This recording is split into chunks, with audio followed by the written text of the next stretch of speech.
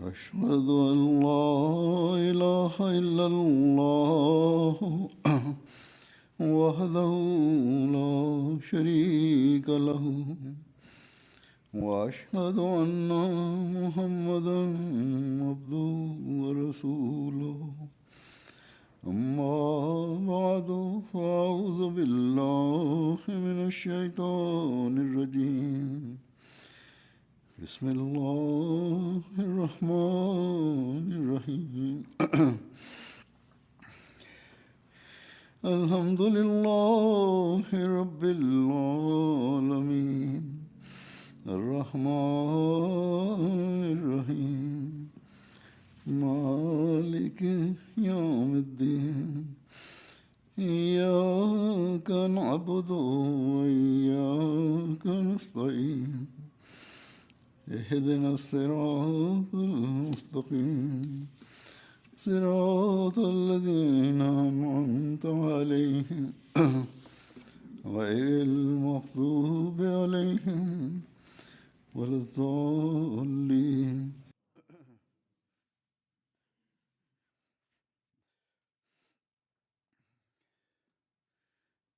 आज आप यहाँ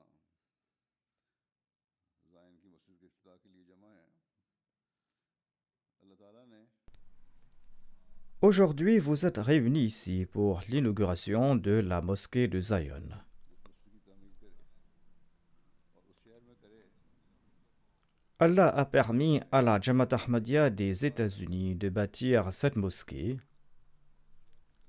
et de bâtir cette mosquée dans cette ville qui a une importance particulière dans l'histoire de la Jamaat.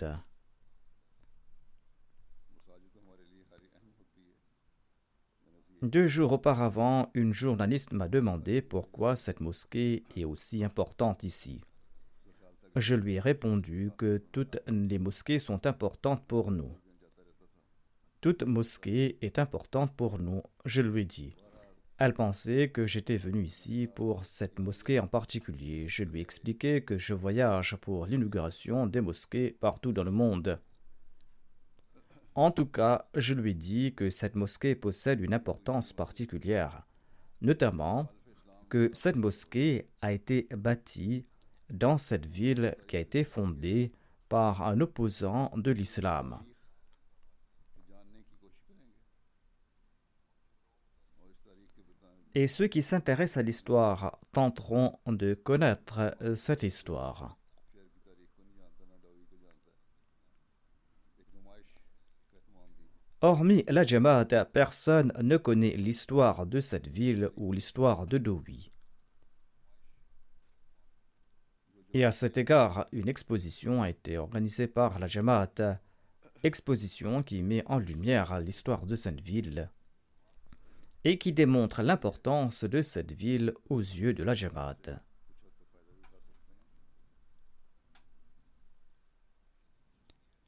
Ceux qui sont intéressés peuvent bénéficier dans une certaine mesure de cette exposition. कि मैंने कहा इस शहर की तारीख Peut-être que la journaliste écrira un article à ce propos demain. और उसका हज़रत मसीह मौद अलैहिस्सलाम के खिलाफ En tout cas, comme je l'ai dit, l'importance historique de cette ville, fondée par un prétendu prophète, son utilisation d'un langage déplacé contre le Messie premier l'Islam, ensuite la fin de cet opposant et l'établissement de la Jamaat dans cette ville même sont autant de facteurs qui doivent pousser tout Ahmadi à prouver sa reconnaissance envers Dieu. Selon les directives du saint prophète Mohammed soit lui, nous remercions aussi les habitants de cette ville. La mairie s'était initialement opposée à la construction de cette mosquée et avait rejeté notre proposition à cet égard. En dépit de ce refus, les gens nous ont défendus et ont contraint la mairie de nous permettre de construire cette mosquée. Selon le saint prophète Mohammed soit lui, celui qui ne remercie pas les hommes n'est pas reconnaissant envers Dieu. En accord à cette directive, nous devons remercier Dieu Dieu qui est grand et qui nous a permis de bâtir cette mosquée. En ce sens, pour nous Ahmadis, il ne s'agit pas uniquement d'un jour de bonheur, mais il s'agit aussi d'un jour de grande gratitude. Nous devons remercier Dieu qui nous a bénis avec la construction de cette mosquée et qui nous a également montré un signe vivant de la véridicité de l'imam de l'époque et du véritable dévot du saint prophète Mohammed paix soit lui. Je présenterai quelques points des pages de l'histoire de cette époque. Cela démontrera l'importance de cette mosquée, la véridicité du Messie premier l'Islam et l'acceptation de ce signe par les gens. Autant nous serons reconnaissants, autant Dieu nous bénira de ses bienfaits. Et les signes de la véridicité du Messie premier l'Islam se révéleront davantage à nous.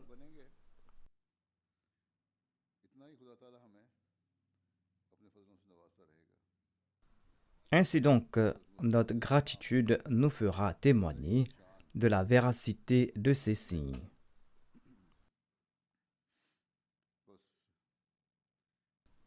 Certes, Allah a fait d'innombrables promesses au Messie premier l'Islam concernant la Jamaat, concernant le progrès de la communauté.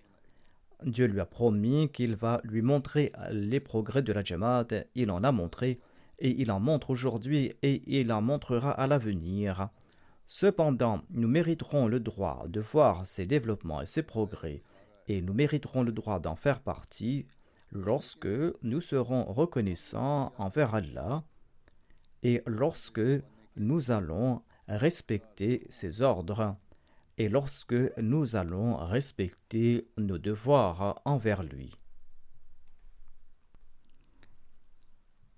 Il existe d'innombrables promesses qui se sont réalisées au cours de notre vie. Allah montre l'accomplissement de chaque promesse en son temps.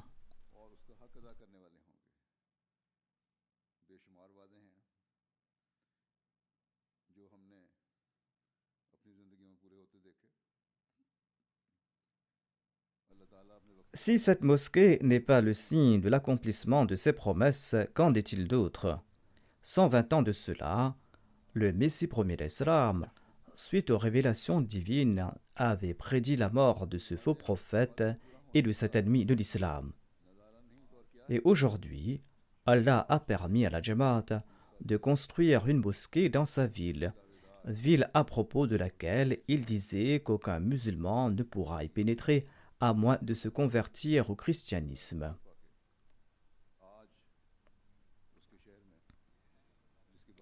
Ce sont là les œuvres d'Allah. Allah a prouvé que ce milliardaire et cet homme prestigieux est en fait un menteur. Et Allah l'a détruit.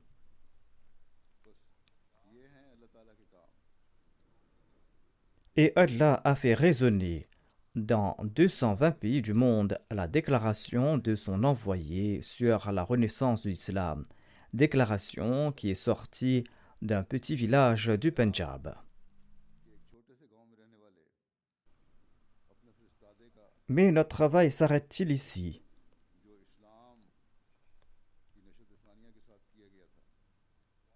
Est-ce suffisant de construire une mosquée dans une petite ville des États-Unis? Est-ce suffisant pour dire que la Jamaat a progressé ainsi? Non. Allah a fait du monde entier un champ d'action pour le Messie promis à l'Islam. Nous devons amener les petites villes, les grandes villes et les pays entiers sous la tutelle du saint prophète Mohammed sallallahu alayhi wa sallam. À la lumière de nos ressources, cette tâche semble énorme. Mais malgré tout cela, Allah nous a confié ce travail.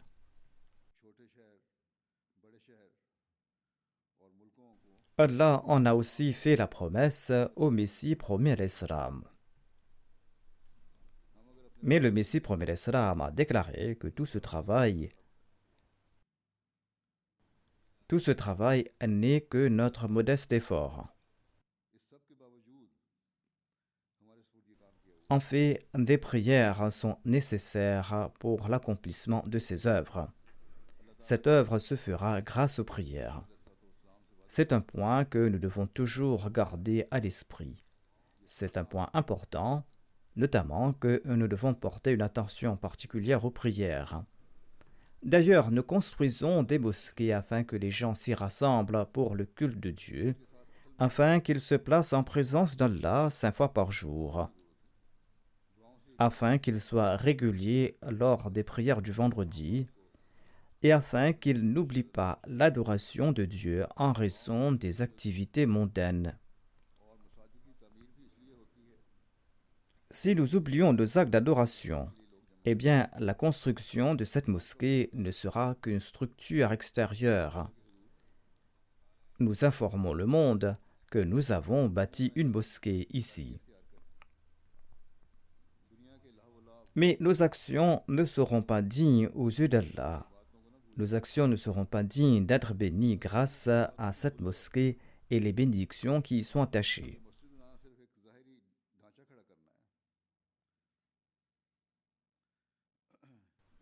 Ou nous ne serons pas de parmi ceux qui aident le Messie promis à l'Islam.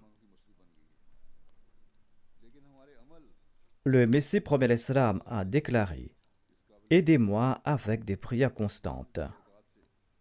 Aidez-moi avec vos prières afin que nous puissions voir les bénédictions d'Allah s'accomplir le plus tôt. » Ainsi donc, il incombe à chacun d'entre nous Il incombe aujourd'hui à chacun d'entre nous de faire en sorte que nos prières fassent partie intégrante de nos vies. Il faudra aussi inculquer en nos enfants l'habitude de rendre culte à Dieu. Effectuez vos salats conformément à la méthode prescrite par Allah en les embellissant. Prosternez-vous en toute sincérité devant Allah et implorez-le pour davantage de victoire. Chanceux sont ceux d'entre nous qui recevront tout cela. Chanceux sont ceux d'entre nous qui verront ensuite la pluie des bienfaits d'Allah pleuvoir sur eux. Si nous élevons les niveaux de nos actes d'adoration et si nous plaçons la religion avant le monde, nous verrons les promesses d'Allah faites au Messie promis d'Islam s'accomplir durant nos vies. Ainsi donc, nous devons être attentifs quant à notre situation. Il ne faut pas se perdre corps et âme dans le monde en venant dans ces pays développés. Depuis un certain temps, de nouveaux demandeurs d'asile se sont établis ici aux États-Unis. Il ne faut pas qu'ils se noient en ce monde. Chaque mosquée construite ici doit être une source de nouvel enthousiasme, d'une nouvelle passion et d'un nouveau lien avec Allah. Allah va accomplir ses promesses.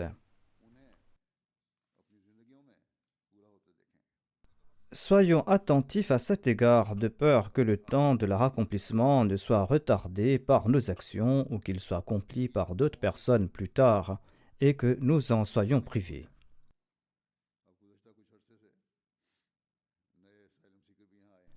Allah a promis au saint prophète Mohammed paix soit sur lui la victoire de l'islam.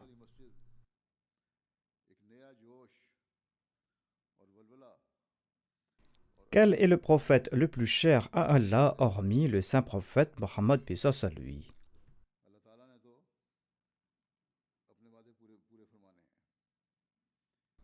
Mais malgré cela, ses lamentations, son humilité, sa crainte et ses prières n'avaient-elles pas atteint leur sommité lors de la bataille de Badr?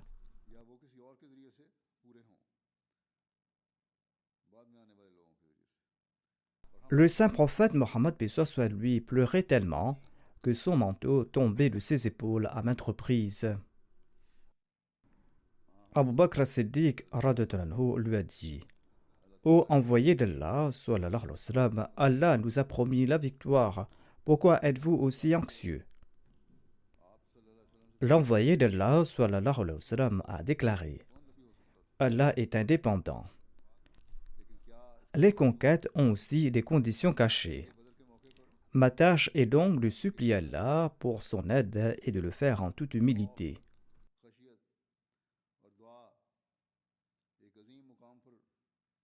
Ensuite, malgré les attaques répétées de l'ennemi en différentes occasions, et malgré tous les dégâts qu'ils ont causés, en quelques années, Allah a accordé une grande victoire à l'islam, une victoire inouïe dans l'histoire du monde.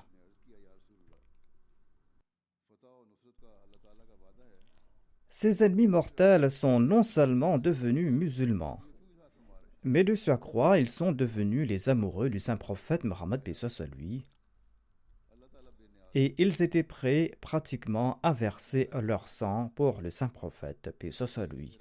Ils ont prouvé au monde qu'aucun ennemi ne pourra atteindre le saint prophète paix soit sur lui sans passer par-dessus leur cadavre. Allah a détruit ceux qui étaient destinés à l'humiliation.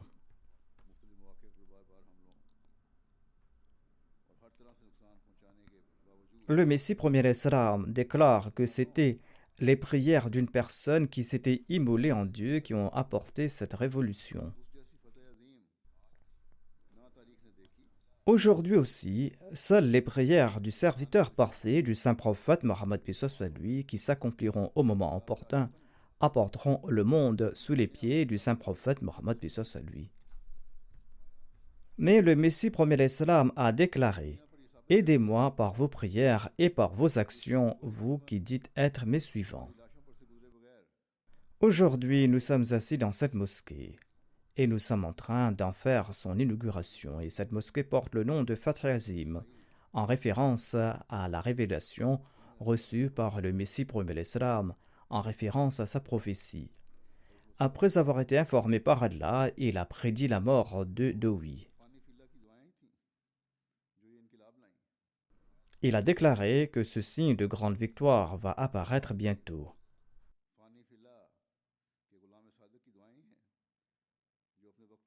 Et le monde a constaté qu'en l'espace de 15 à 20 jours, Allah a détruit Dowi, qui est mort dans une grande humiliation.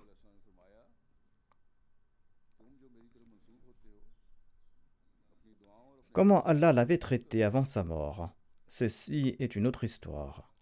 En tout cas, après avoir reçu la nouvelle de sa mort, le Messie premier l'Islam a qualifié cela de grande victoire. Aujourd'hui, nous sommes à la prochaine étape de cette grande victoire en inaugurant cette mosquée dans cette ville. Ainsi donc, nous avons vu s'accomplir une partie de sa révélation environ 115 ans de cela, et nous voyons s'accomplir aujourd'hui la prochaine étape. 115 ou 120 ans de cela, les journaux laïcs de l'époque ont diffusé le défi du Messie premier l'Islam dans leurs pages. Et par la suite, ces mêmes journaux ont rapporté la mort de Dowi. C'était donc un signe de la part de Dieu, signe que le monde a accepté.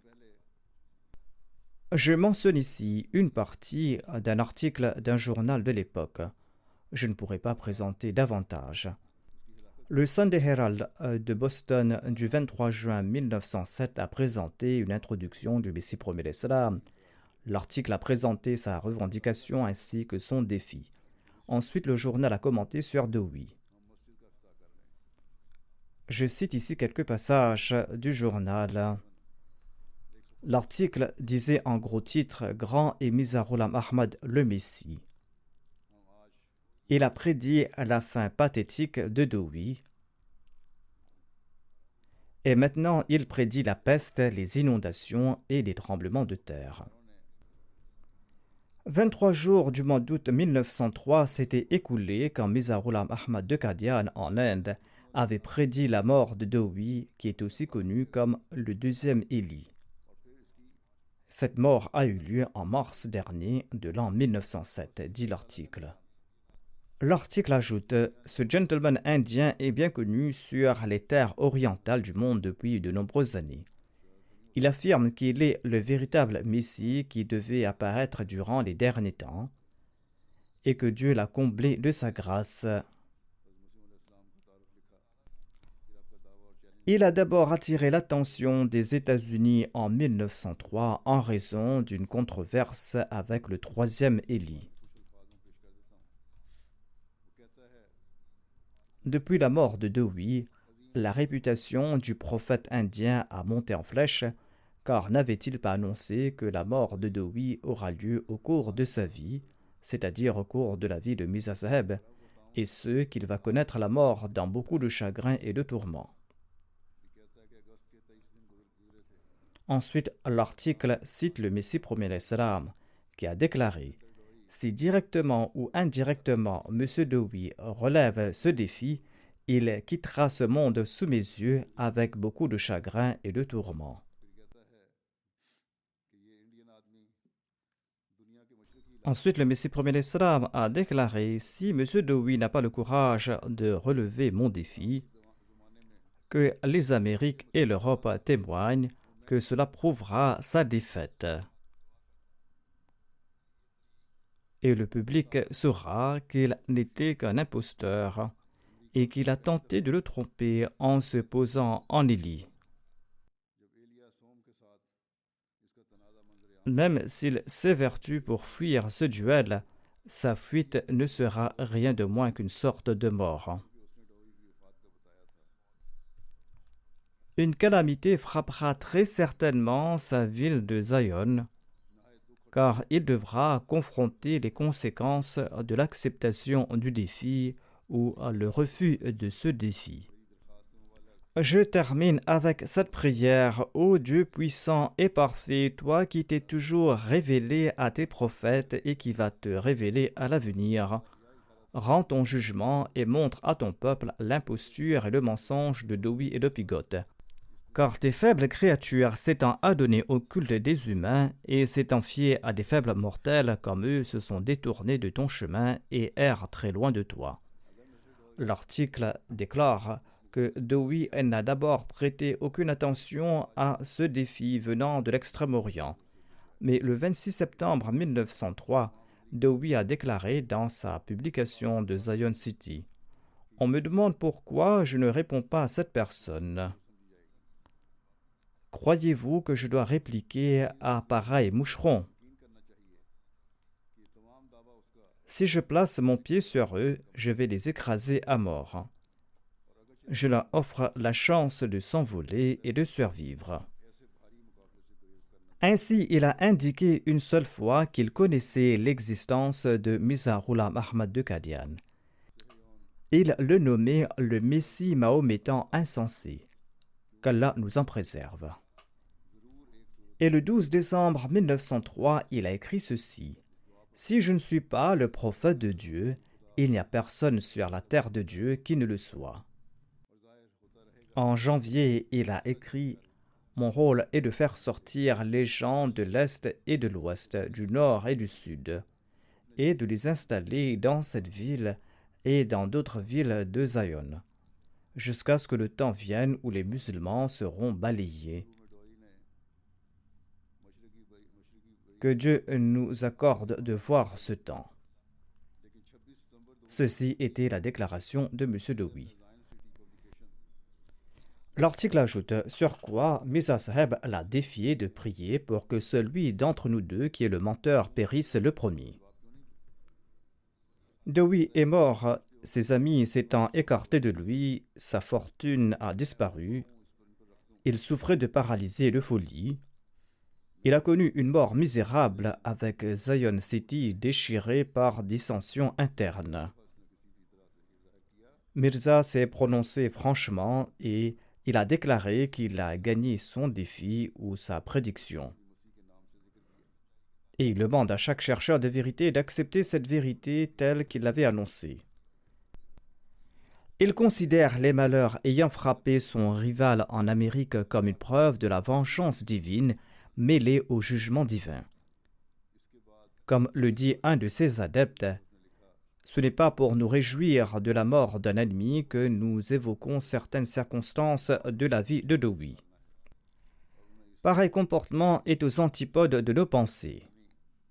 Nous publions ces faits uniquement pour la cause de la vérité et pour son avancement. La sainte religion de l'islam nous enseigne de ne pas évoquer les fautes des morts. Mais cela ne signifie pas que les faits doivent être dissimulés quand leur révélation est dans l'intérêt de la société, quand leur révélation est un service en faveur de l'humanité, un service à la vérité et un service envers Dieu. En citant cet Ahmadi, l'article ajoute « Dieu a frappé Dowi de ce malheur et il a causé sa mort prématurée accompagnée de chagrin et de tourments.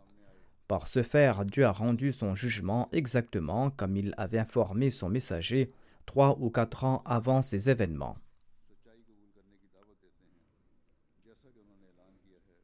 Ceci est un échantillon d'un article d'un journal. Sans nul doute, c'était une victoire et c'était une preuve en faveur de la véracité du Messie promis l'Islam. Et d'ailleurs, elle l'est toujours. Mais comme je l'ai dit, la mission du Messie promis l'Islam est très vaste. Il ne s'agit là que de la victoire sur un seul front.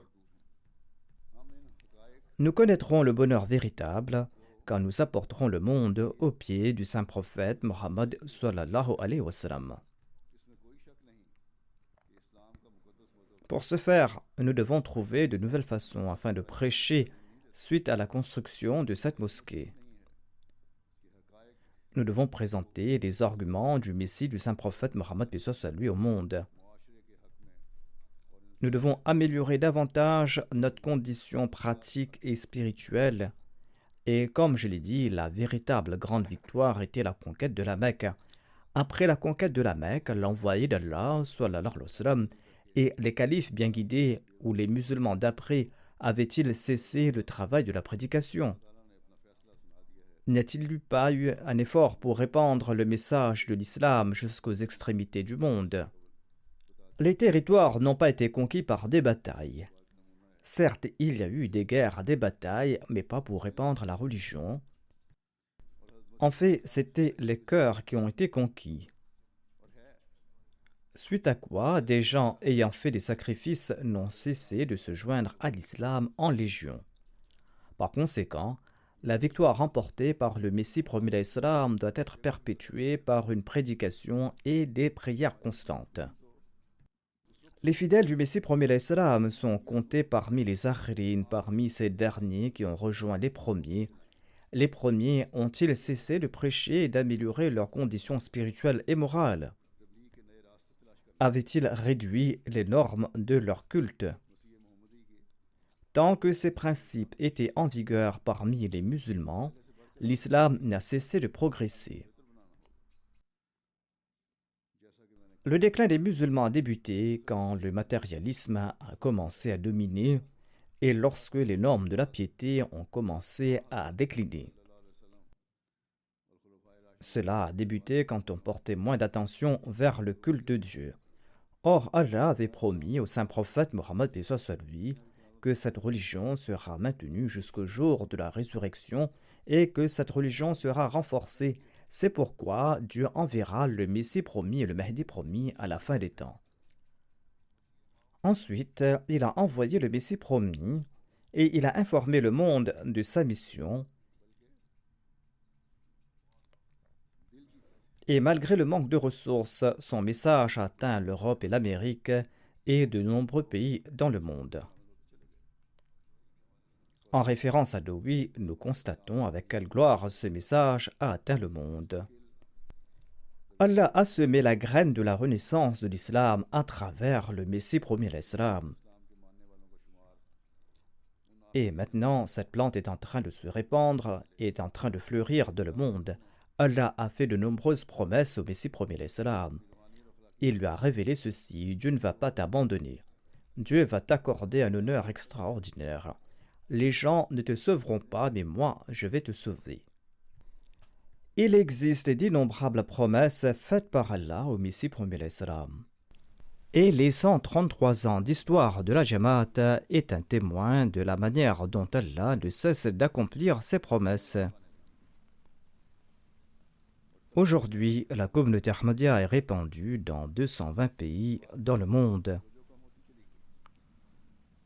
C'est là l'œuvre d'Allah, Allah qui a fourni les moyens pour transmettre ce message. Et le monde connaît aujourd'hui Mirza Ghulam Ahmad de Qadian comme le Messie promis et le Mahdi promis. Hazrat Mirza Ghulam Ahmad de Qadian a invité chaque adversaire à une joute. Et les adversaires n'ont eu d'autre choix que de fuir où Allah les a détruits.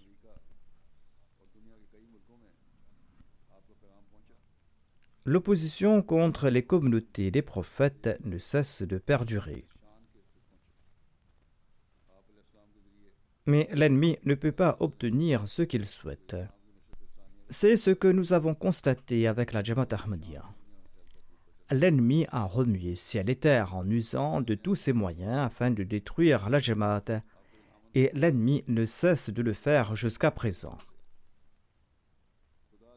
Certains qui ont la foi faible trébuchent, mais si un individu s'en va, Allah nous accorde des milliers en retour. Ainsi donc, si nous nous disons sincères et si nous déclarons que Hazrat Mirza Ghulam Ahmad de Qadian est le Messie promis et le Mahdi promis, dont l'avènement a été prophétisé par le saint prophète Mohammed paix soit lui, en ce cas, nous devons user de toutes nos aptitudes afin de soutenir ce Messie du saint prophète Mohammed sallallahu alayhi wa sallam. Nous allons devoir montrer l'exemple des compagnons et nous allons devoir rassembler les musulmans sous la bannière de la religion unique et éliminer toutes les innovations qui se sont ancrées chez eux. De même, nous devons informer les non-musulmans à propos des beaux enseignements de l'islam et nous devons les pousser à adorer Dieu l'unique et à envoyer des bénédictions sur le saint prophète Mohammed sallallahu alayhi wa sallam. C'est là que nous pourrons respecter le serment d'allégeance que nous avons prêté au Messie promis alayhi salam. Sinon, nos revendications d'allégeance seront vaines. Pour y parvenir, nous allons devoir élever les normes de notre culte. Sinon, la construction de mosquées sera futile. Et cela ne pourra se produire que lorsque nous allons reconnaître le but de notre existence. Quel est le but de notre existence? Le Messie promis alayhi salam déclare: l'homme n'est pas à même de se fixer l'objectif de sa vie. C'est Allah qui a créé l'homme. Et Allah déclare: وَمَا خَلَقْتُ الْجِنَّ وَالْإِنسَ إِلَّا لِيَعْبُدُونَ. C'est-à-dire, j'ai créé les djinns et les hommes pour qu'ils m'adorent. Le Messie promis alayhi salam a expliqué ce verset en de nombreux endroits. Il explique ce verset ainsi: l'objectif de la création de l'homme est de reconnaître son Seigneur et de lui vouer obéissance, tout comme Allah l'affirme: Ma khalaqtul jinna wal insa illa liya'budun. J'ai créé les djinns et les hommes afin qu'ils m'adorent.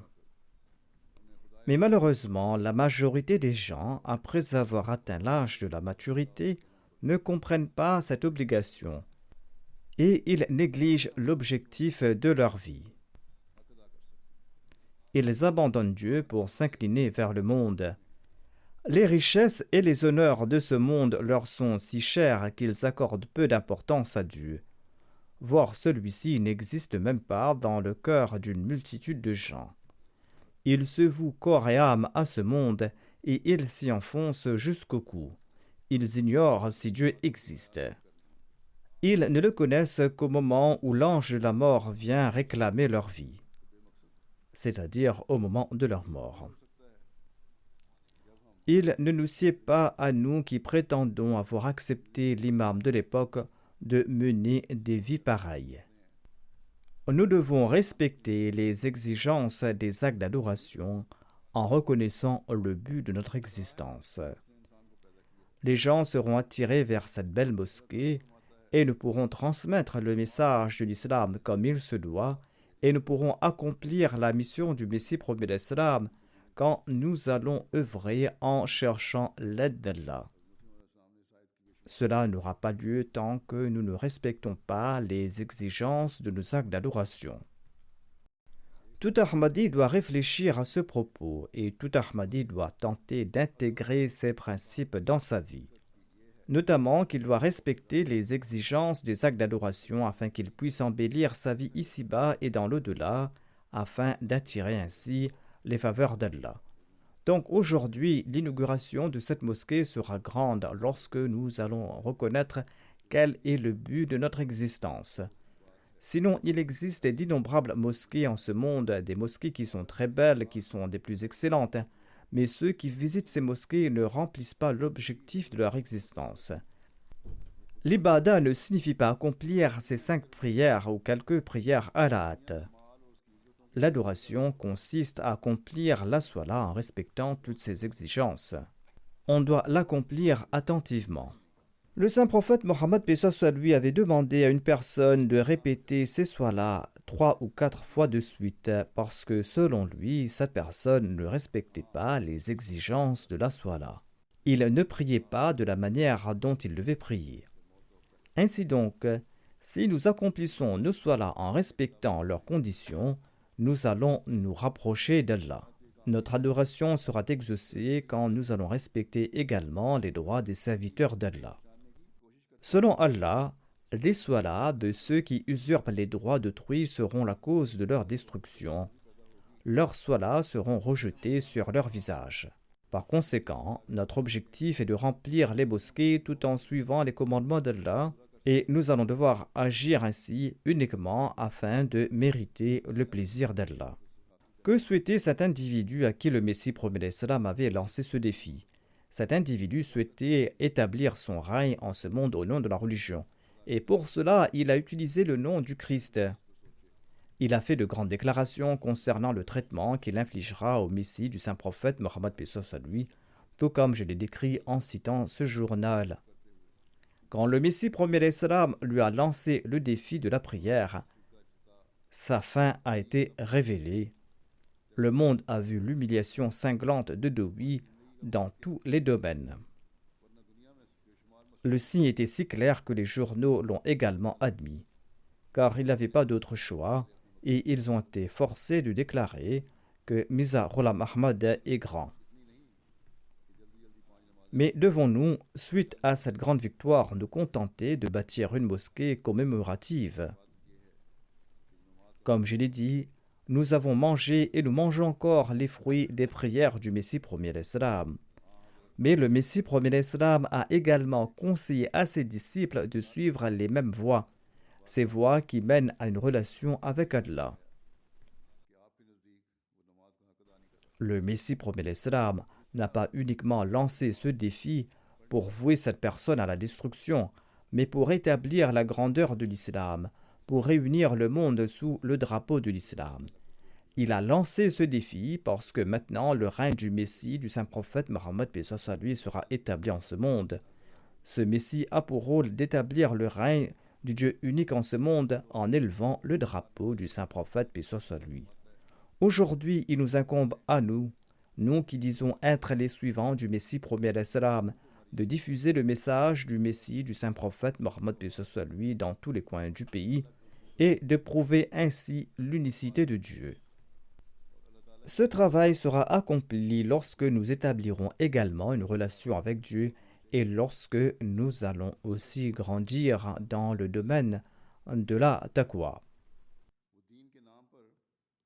Le Messie promis d'Islam déclare à ce propos: la taqwa est d'une grande importance pour notre Jamaat, d'autant plus que les membres de cette Jamaat se sont liés à celui qui se proclame prophète et qui lui ont prêté allégeance. La taqwa est essentielle afin que ceux qui se vautraient dans l'inimitié, dans la rancœur ou dans le politisme, ou ceux qui s'étaient amourachés de ce bas monde puissent se libérer de ces malheurs.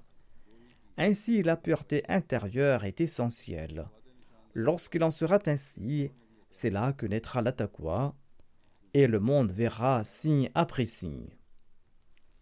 C'est à ce stade que d'autres voies vers le triomphe s'ouvriront, Inch'Allah. C'est à cette condition que nous verrons la réalité d'une grande victoire. Ainsi, ô esclaves du Messie de Mohammed sallallahu alayhi wa sallam, le signe de chaque victoire doit engendrer en nous une nouvelle révolution. Faites le serment aujourd'hui qu'à partir de ce jour, vous allez engendrer en vous une révolution spirituelle.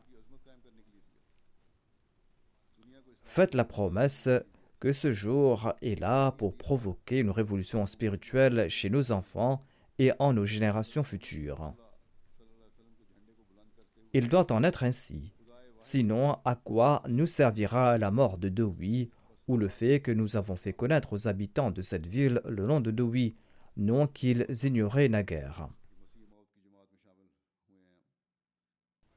Nous allons tirer des bénéfices de tout cela lorsque la prédiction de cette grande victoire apportera en nous une grande révolution et lorsque nous allons placer le joug de Mohammed, le prophète d'Allah, sallallahu alayhi wa sallam, autour du cou de nos concitoyens et lorsque nous allons pouvoir les convaincre de l'unicité de Dieu et lorsqu'ils seront prêts à consentir à tout sacrifice pour la cause de Dieu. Qu'Allah nous accorde à nous tous ainsi qu'à nos générations futures la possibilité d'atteindre ce stade.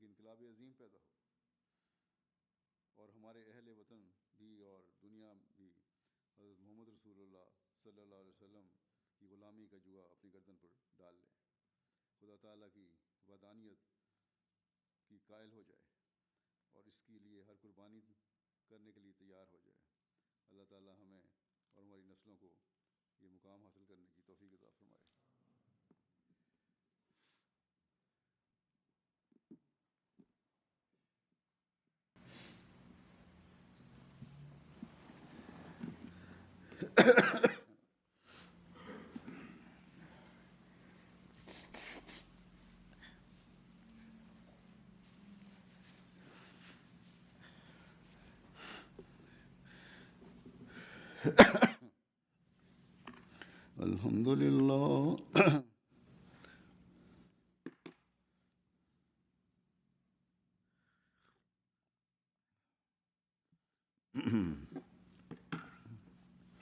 Alhamdulillah nahmaduhu wa nasta'inuhu wa nastaghfiruhu wa nu'minu bihi wa natawakkalu alayhi ونعوذ بالله من شرور أنفسنا ومن سيئات أعمالنا من يهده الله فلا مضل له ومن يضلله فلا هادي له ونشهد أن لا إله إلا الله ونشهد أن محمدا عبده ورسوله عباد الله رحمكم الله إن الله يأمر بالعدل والإحسان وإيتاء ذي القربى وينهى عن الفحشاء والمنكر والبغي يعظكم لعلكم تذكرون اذكروا الله يذكركم وادعوه يستجب لكم ولذكر الله أكبر